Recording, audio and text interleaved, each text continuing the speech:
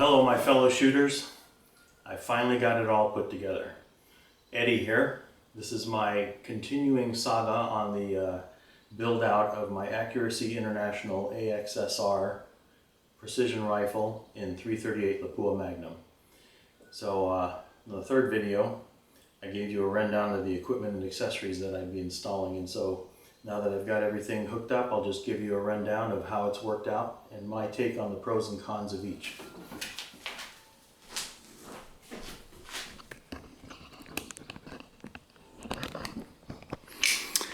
So, as I indicated in the last video, one of the things I'd be installing is the Schmidt & Bender high-powered rifle scope. This is the 5 to 45 by 56 with the multi-turn turrets and in Mil-Radian, and as you can see, it's got multiple indicators on the turret itself.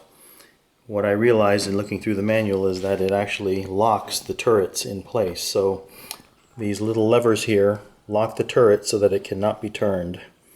Same with the windage knob, and when they're locked you see those little red indicators showing that they are locked. So I like that feature.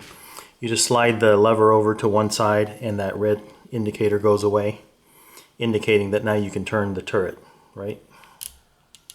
Okay, I like that. In retrospect, I think one of the things I'm going to add is a sunshade and a flash hider, or what they call it, a kill flash. It'll probably add another 2 or 3 inches to the front of the scope, but I want that feature. I showed you 2 different angle indicators, and I do have them both installed. However, I reversed them from when I originally installed them.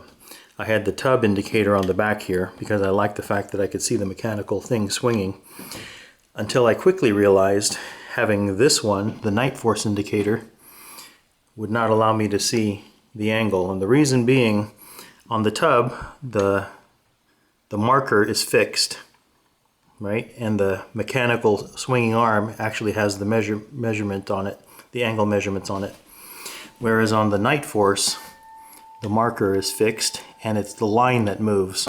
Well, if you're at a significantly steep angle like this, that line is going to be way down in the, call it 5 o'clock position on the bubble, and therefore you wouldn't see it if it was over here because it'll be behind this electronic device. So I switched the two and now it's working out perfectly. I can see that over the top of the Send It device, and I can clearly see this with my left eye. So like I said, I'm going to be trying them both out just until I decide on which one I want. I don't know that I necessarily need 2 permanently, but I do need one for another rifle, so I'm going to try both of these out and see which one I prefer on this rifle. And then in terms of the Send It device, this is my first con here. I love the device. It's great sensitivity. It mounts really well. It comes with a thumb screw and a Picatinny screw. I replaced the twist screw which goes in here and allows you to just take it on and off, I assume, so that if you don't like it protruding out, you can remove it before you put it in your bag, and that's my first con. If you want to permanently mount it like I do, that is a lot of real estate sticking out on the side of your rifle there. Look at how far out that is. What I think I would propose to the long-range arms guys is move that on-off switch somewhere onto the top of the device so that it won't stick out so much in your case, because look at how far out that sticks. Other than that, like I said, it's got great sensitivity. It's clearly visible when you're behind the rifle with your right eye on the scope. You can see that with your left eye and get a clear indication of the green when it's ready to shoot. So I love the device. The only thing I would suggest to those guys is make it a little shorter. Other than that, the build out is done. Like I said, I'm going to buy a sunshade and a kill flash for the scope, but the next videos I do will be on load development, rifle prep, and then like I said, I'll probably end up doing one on the cost of ammunition. Alright, so more to come. Thanks for watching.